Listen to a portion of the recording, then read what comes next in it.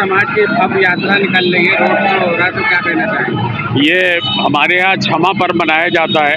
10 लक्षण पर्व पर हमारे 10 दिन में जो आत्मा की शुद्धि होती है, उस शुद्धि के उपरांत जो हमारे मन में शांति उत्पन्न होती है और निर्मल भाव उत्पन्न होते हैं, उससे हम अपने समस्त लोगों से बैर भाव को त्याग करते हैं, क्रोध मान माया लोभ का त्याग करते हैं और उसके बाद में ये आशा रखते हैं कि निर्मल भाव है तो हमारे अंतर मन में भी और बाहर के मन में भी सबको हमें क्षमा करना चाहिए। और ये क्षमा अगर नहीं करेंगे तो मैं समझता हूँ कि जीवन में कलेश बढ़ता जाएगा। संकलेश बढ़ाने से कोई फायदा नहीं है, आपस में बैर भाव बढ़ता है। उस बैर भाव को समाप्त करने के लिए वर्ष में हमारा ये क्वारवदी एकम के दिन यानी प्रतिपदा के दिन पर क्षमावाणी पर्व पूरे भारतवर्ष में मनाया जाता है। और हमारे आसियाना जैन समाज ने बड़ी उत्साहपूर्वक इस बार ये पर्व मनाया है, जिसके अंतर्गत महिलाओं ने नृत्य करके और पुरुषों ने जयकारा लगा के बहुत अच्छे से ये दिखाया है कि हम क्षमा रखते हैं, क्षमा देते भी हैं और क्षमा लेते भी हैं। यानी क्षमा याचना करना और क्षमादान देना ये पुण्य का काम है। और हम सभी इसलिए यहाँ पर एकत्र हुए हैं कि आज जाके मंदिर में पूजन करके भगवान शांतिनाथ का निश्चित रूप से हम उस क्षमा भाव को धारण करेंगे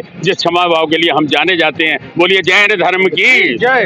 कहाँ से कहाँ तक ये जा रही है? ये जुलूस हमारा आशियाना जैन मंदिर से निकला था और ये यहाँ आशियाना के हमारे भगवान महावीर पार्क से चारों तरफ घूमता हुआ, जिसे हम लोग कभी कभी आजकल ये भी कहते हैं कि इसे जो बोला जाता है कि पावर हाउस चौक बोला जाता है, वहाँ से मुड़ के ये आशियाना के इस रोड पर चक्कर लगाता हुआ आशियाना चौराहे से मुड़ के ये पुनः मंदिर जी में जाएगा, जहाँ भगवान शांतिनाथ की इसी मूर्ति की स्थापना होगी। वहाँ उनका जलाभिषेक होगा और जलाभिषेक के उपरांत में भगवान की शांत धारा होगी। शांत धारा के बाद में रत्नत्रय यानी सम्यक दर्शन, सम्यक ज्ञान, सम्यक चारि 3 जयमाला होगी और उसके बाद परस्पर समायाचना के साथ में कुछ पुरस्कार दिए जाएंगे। कुछ बुजुर्गों का सम्मान होगा, जिन्होंने व्रत रखा है 10 दिनों तक, उनका भी सम्मान होगा, महिला मंडल की ओर से सम्मान होगा और उस सम्मान के बाद सामूहिक भोज के साथ हम लोग विराम लेंगे।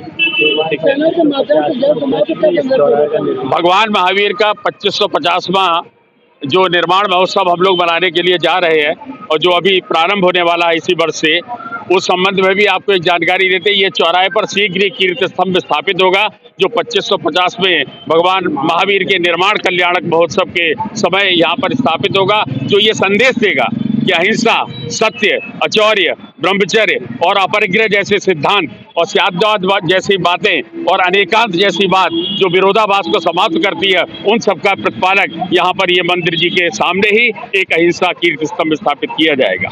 महावीर भगवान